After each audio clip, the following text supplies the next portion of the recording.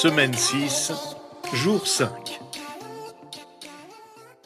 Bonjour et bienvenue à Dieu au quotidien, notre série d'études méditatives sur la lettre de Paul aux Éphésiens. Aujourd'hui, nous poursuivons notre réflexion sur le chapitre 6. Nous en sommes au 5e et dernier jour de notre survol de ce chapitre. Félicitations! Vous êtes arrivés au terme de notre étude du livre des Éphésiens. Après avoir décrit toute l'armure de Dieu en détail, Paul ajoute un autre élément important du combat spirituel, la prière. Bien qu'elle ne fasse pas partie de l'armure spirituelle, elle est essentielle pour remporter les batailles spirituelles. Pourquoi ? Parce que la prière nous relie à la puissance de Dieu, indispensable pour vaincre les ennemis spirituels. La communication dans le combat spirituel fait souvent la différence entre la victoire et la défaite. Cela est particulièrement vrai lorsqu'il s'agit de soldats qui entendent les instructions de leur commandant. Voyez-vous, la conception biblique de la prière et notre propre conception de la prière sont parfois très éloignées. Et je voudrais que nous les rapprochions en étudiant ce passage aujourd'hui. La prière n'est pas une ou deux phrases apprises par cœur par un enfant, ni une réunion hebdomadaire, ni une intervention du pasteur, ni un rituel avant les repas. La prière est notre lien vital en tant que croyants en Christ. C'est notre moyen de communication et d'intime communion avec Dieu. La prière ne devrait donc jamais être notre dernier recours, mais notre premier réflexe, car elle est essentielle à notre vie spirituelle. Or, je constate que beaucoup d'entre nous ne le ressentent pas ainsi. Écoutons donc ensemble ce que nous recommande Paul au verset 18. Faites en tout temps par l'Esprit toutes sortes de prières et de supplications. Veillez à cela avec une entière persévérance et en priant pour tous les saints. Ce n'est pas l'armure qui fait le guerrier, mais le caractère du combattant. Le guerrier a besoin d'être soutenu par la prière. Nous prenons notre casque et notre épée en priant et en restant vigilants. Même si nous ne prions pas littéralement à chaque instant, il n'y a jamais de moment propice pour négliger la prière. C'est un outil que nous devons constamment utiliser en toutes circonstances, à chaque fois qu'une situation se présente. Priez sans cesse, dit Paul aux Thessaloniciens dans sa première lettre au chapitre 5, verset 17. La prière est essentielle dans le combat spirituel. L'expression « en tout temps » implique une concentration et une prière fervente en toutes occasions et sous toutes ses formes. Il ne s'agit pas de prier une fois par jour et de s'arrêter là. Nous sommes appelés à parler à Dieu avec constance et à lui confier tous nos soucis. Rien n'est trop important ni trop insignifiant pour être abordé avec le Seigneur. Il existe 5 formes de prière. La confession, la louange, l'action de grâce, la supplication et l'intercession. Le mot prière est le terme général employé pour désigner la prière dans le Nouveau Testament. La prière englobe tous les échanges avec Dieu. La supplication est une demande spécifique et insistante adressée à Dieu. La prière doit être faite dans la puissance du Saint-Esprit. Paul souligne ensuite quelques applications concrètes de la prière dans ce verset et le suivant. Les croyants sont appelés à prier dans l'esprit. Nos prières ne se limitent pas à exprimer nos pensées ou nos désirs, mais doivent être adressées à Dieu en signe de soumission. L'esprit nous permet de prier plus efficacement. Au verset 20 de sa lettre, l'apôtre Jude demande à ses lecteurs de prier par le Saint-Esprit. Cette expression ne signifie pas prier uniquement dans son cœur, mais prier sous l'influence de l'Esprit. Nous avons besoin de son aide dans notre prière, comme Paul le rappelle dans sa lettre aux Romains au chapitre 8, versets 26 et 27. L'Esprit aussi nous vient en aide dans notre faiblesse. En effet, nous ne savons pas ce qu'il convient de demander dans nos prières, mais l'Esprit lui-même intercède pour nous par des soupirs que les mots ne peuvent exprimer. Et Dieu, qui examine les cœurs, sait quelle est la pensée de l'Esprit, parce que c'est en accord avec lui qu'il intercède en faveur des saints. Un bon soldat veille sur l'ennemi. Il ne se repose jamais sur ses lauriers spirituels. Il est constamment vigilant et prie dans l'esprit.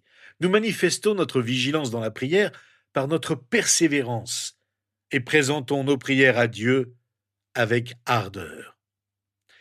Nous accordons une attention constante à la prière, une attention inlassable. Nous ne mettons rien d'important dans nos prières. Le mot « tout » apparaît plusieurs fois dans ce verset. Le chrétien ne doit pas négliger de prier pour tous les chrétiens. Paul souligne en effet l'importance de prier pour les besoins des autres croyants. Nous louons Dieu dans la prière, nous prions pour nos propres besoins et aussi pour ceux des autres. Chacun de ces aspects est important. Alors que Paul s'apprête à conclure sa lettre, il prend le temps de demander des prières pour sa vie et son travail à Rome, car il croit fermement à l'efficacité de la prière. Priez pour moi afin que lorsque j'ouvre la bouche, la parole me soit donnée pour faire connaître avec assurance le mystère de l'Évangile. C'est pour lui que je suis ambassadeur dans les chaînes. Priez que j'en parle avec assurance comme je dois le faire. Le premier sujet de prière qu'il évoque est celui de l'assurance, de l'audace. Son but n'était pas le confort personnel, mais la capacité d'évangéliser efficacement son entourage. Paul était convaincu que si les chrétiens priaient pour lui, il aurait la liberté de prêcher l'Évangile. Nous devons demander aux autres de prier pour nous lorsque nous annonçons l'Évangile. Il nous faut de l'audace pour le faire connaître. Nous dépendons des prières des autres à ce sujet, ainsi que des nôtres. Les chrétiens ne peuvent pas compter uniquement sur leurs propres ressources en matière de prière. La prière d'intercession est essentielle pour faire connaître l'Évangile. Remarquons également que la prière de Paul pour répandre l'Évangile comprenait une demande pour trouver les mots justes. Nous sommes appelés à témoigner de notre foi par nos actes, mais aussi par nos paroles. Paul montre l'importance de l'harmonie entre les actes et les paroles. Partager sa foi avec assurance implique d'utiliser efficacement la parole pour communiquer la bonne nouvelle de Christ. Sans la vérité des paroles, il n'y a pas d'évangile. L'apôtre Paul était un ambassadeur de l'évangile, enchaîné et prisonnier de Rome. Il était emprisonné pour la cause de l'évangile. Un ambassadeur représente le dirigeant d'une nation en tant qu'envoyé officiel. Il parle au nom d'un roi, ou d'un président, ou d'un premier ministre, et le représente personnellement. C'est une personne investie d'une mission, investie d'une autorité. Les chrétiens sont des ambassadeurs mandatés par le Seigneur pour le représenter sur terre. Le terme chaîne indique que Paul était emprisonné seul avec un soldat romain, comme nous le lisons à la fin du livre des Actes des Apôtres. Pourtant, son emprisonnement ne l'a pas dissuadé de présenter l'Évangile au gouvernement romain. Paul refusait de céder et souhaitait proclamer l'Évangile avec audace et liberté. C'était d'autant plus admirable qu'il était déjà emprisonné pour avoir prêché l'Évangile. Un représentant personnel du Fils souverain de Dieu se doit de parler de l'Évangile avec hardiesse et sans crainte. Les représentants personnels du Seigneur Jésus sur terre doivent annoncer l'Évangile avec ferveur. Annoncer l'Évangile avec audace exige de la confiance en soi. Cette proclamation sans crainte s'appuie sur la prière. Et Dieu a exaucé la demande de prière de Paul. Après son emprisonnement, il a continué pendant 2 ans à prêcher l'Évangile avec courage et librement, comme nous le lisons à la fin du livre des Actes au chapitre 28, versets 30 et 31. Paul est resté 2 années entières dans une maison qu'il avait louée. Il accueillait tous ceux qui venaient le voir. Il prêchait le royaume de Dieu et enseignait ce qui concerne le Seigneur Jésus-Christ avec une pleine assurance et sans obstacle. L'Évangile s'est répandu parmi les gardes du prétoire et la maison de César. Paul le dit dans la lettre qu'il a envoyée aux Philippiens. l'apôtre exprime le désir de fournir des informations supplémentaires sur sa situation à Rome. Avec cette lettre, il envoie une personne en particulier, Tychique, à l'église d'Éphèse. Il dit ceci au verset 21 et 22 de notre chapitre. « Afin que vous connaissiez vous aussi quelle est ma situation et ce que je fais, Tychique, le frère bien-aimé qui est un fidèle serviteur dans le Seigneur, vous informera de tout. Je l'envoie exprès vers vous pour que vous ayez de nos nouvelles et pour qu'il réconforte votre cœur. » Tychique a servi avec Paul, comme mentionné dans le livre des Actes au chapitre 20. En plus de remettre la lettre aux Éphésiens, Tychique en a également remis une aux croyants de Colosse lors du même voyage. Là, il a été qualifié de frère bien-aimé, de fidèle ministre et de compagnon de service dans le Seigneur, alors qu'il voyageait avec Onésime. Paul le précise dans sa lettre aux Colossiens au chapitre 4, verset 7.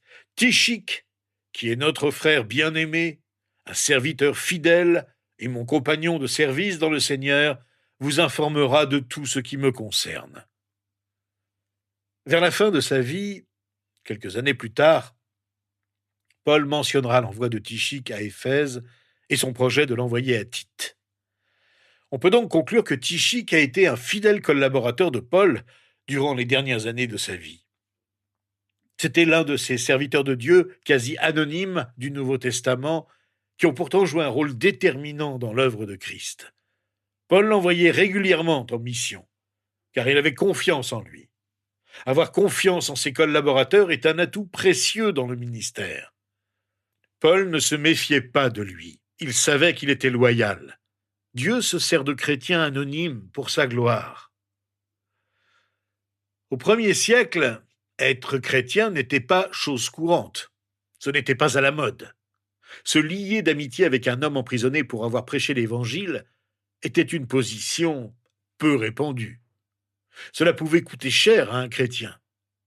Tychique, cependant, était prêt à en payer le prix. Il n'avait rien d'un personnage flamboyant.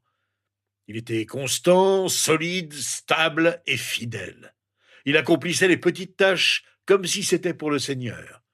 Il ne jugeait pas indigne de porter la lettre aux Éphésiens à Éphèse. Il faut des gens de caractère pour accomplir les petites tâches. Nous avons vu que dans sa lettre aux Colossiens, Paul le décrit comme un compagnon de service. Le mot compagnon signifie ici esclave. Tychique était un compagnon d'esclavage avec Paul. On peut juger de la profondeur d'âme d'une personne à la manière dont elle traite ses proches. Aucun des compagnons de Paul n'était aussi doué que l'apôtre Paul lui-même. Pourtant, la grandeur d'âme de Paul transparaît dans la façon dont il traite ses compagnons de route.